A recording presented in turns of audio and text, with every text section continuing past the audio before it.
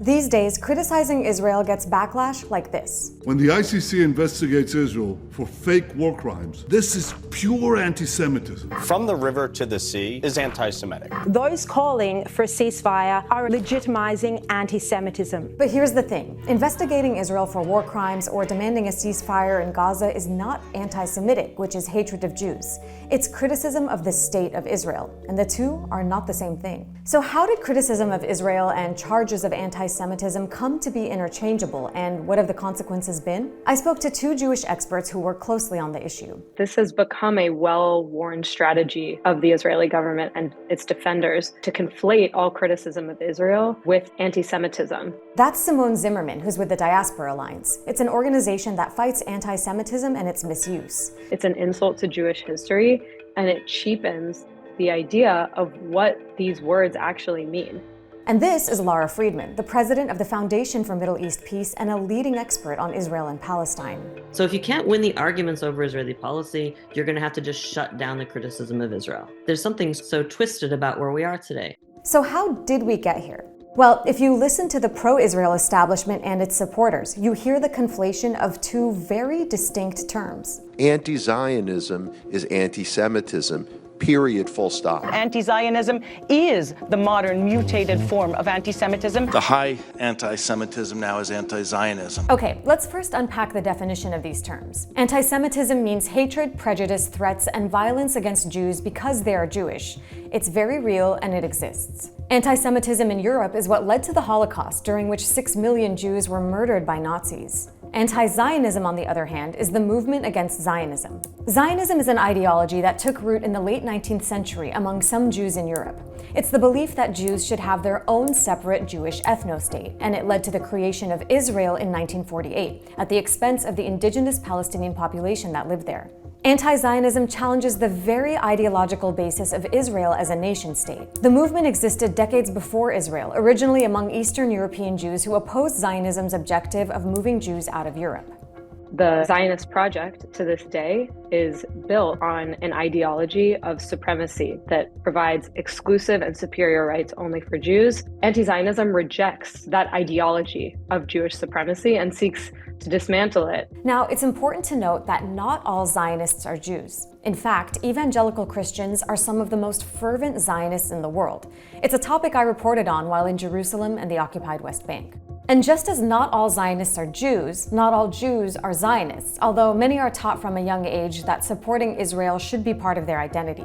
For me, growing up, being pro-Israel was a core part of my Jewish identity. I saw attacks on Israel as a personal attack. For decades, there's been a concerted effort to collapse the distinction between the Jewish religion and Zionism. And that significantly ramped up in the 2000s after it became clear that Israeli leaders had abandoned all pretenses of seeking a political solution with Palestinians. You can no longer with a straight face say that Israel really wants peace, they support a two-state solution, they don't want to oppress the Palestinians. That's where we saw the birth of this new definition of anti-Semitism. That definition Lara's talking about is at the crux of this growing trend to conflate criticism of Israel with anti-Semitism. It's known as the IHRA working definition of anti-Semitism. IHRA stands for the International Holocaust Remembrance Alliance. Who could be against an organization that's trying to remember the Holocaust and make sure people don't forget? That's a good thing. You would think. But in 2016, the definition IHRA published included 11 contemporary examples of anti-Semitism, 6 of which relate to Israel, including that it's anti-Semitic to claim that the existence of a state of Israel is a racist endeavor. Side note, Israel was created as a Jewish ethno-state, treating Jewishness as a race, violently expelling the Palestinian majority, and enforcing what even Israel's leading human rights organization calls an apartheid system. But the IHRA definition won't have that. The argument was made that all or most criticism of Israel is anti-Semitism. We're going to put this in a definition. We're now going to take this definition and put it into law around the world. And we're going to use this as a blunt instrument to shut down once and for all these arguments. And that's where we are today.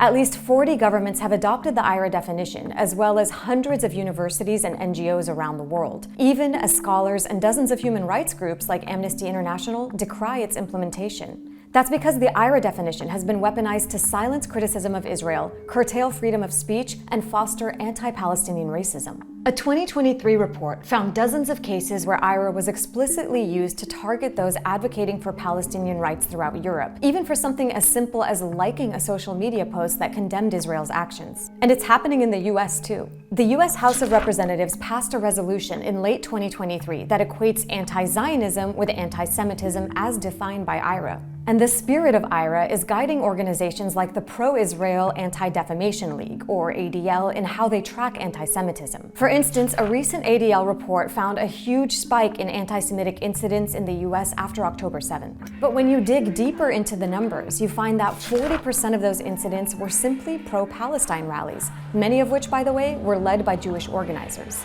An organization like the ADL have no qualms in just calling thousands of Jews anti-Semitic.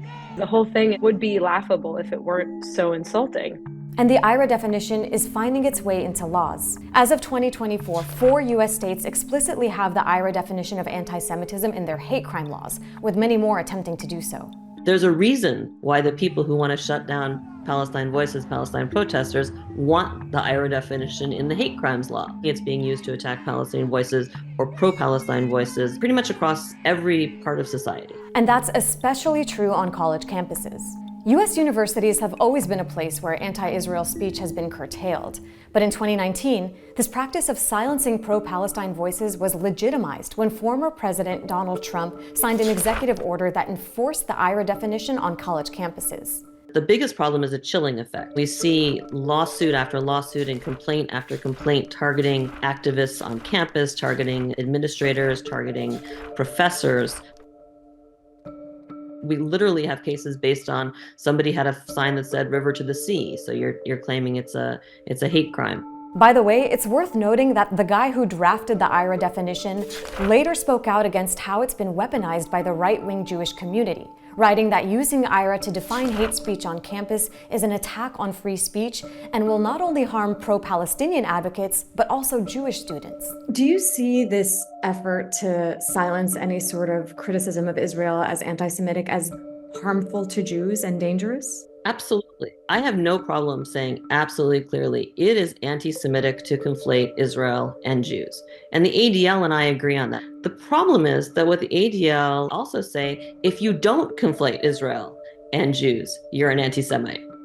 And that's incredibly dangerous because my argument, which says you shouldn't go out and target a Jewish kid because they're Jewish and hold them accountable for what Israel is doing, but you're simultaneously insisting that every Jewish kid on campus, support for Israel and Zionism is intrinsic to their identity. You are effectively conflating every Jewish person with the state of Israel.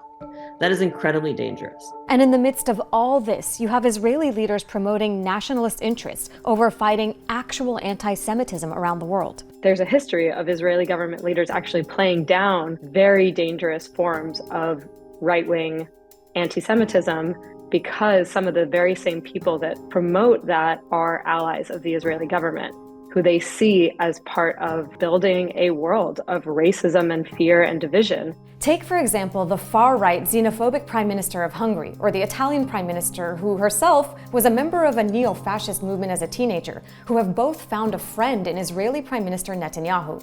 And of course, former President Trump, who courted white supremacists in his base and called neo-Nazi protesters very fine people. But Israeli leaders like Netanyahu give all of them a pass because they have the right view on Israel. And in the face of the very real threat of anti-Semitism perpetrated by white supremacists, we've also seen some Israeli leaders implicate Palestinians as a similar threat to Jews. In 2018, a white supremacist killed 11 Jewish worshippers at a Pittsburgh synagogue in what was the worst attack on Jews in US history. But listen to how this Israeli leader, speaking to that congregation a few days later, seemingly equated the white supremacist perpetrator with Palestinians, who had nothing to do with the attack.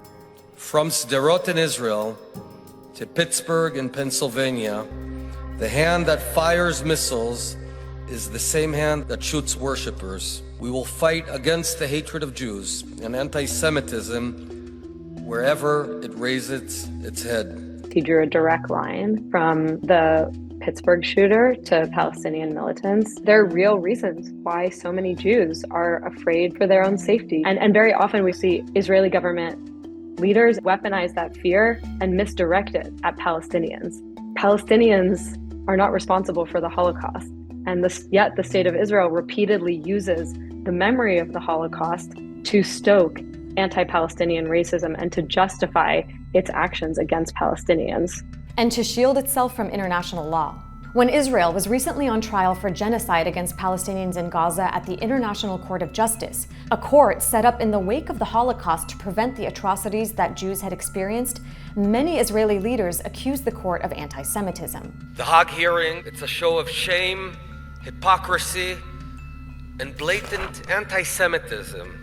The idea that the Israeli government is weaponizing the legacy of these international institutions to evade any consequences for the atrocities in Gaza, it's such a tragedy of history.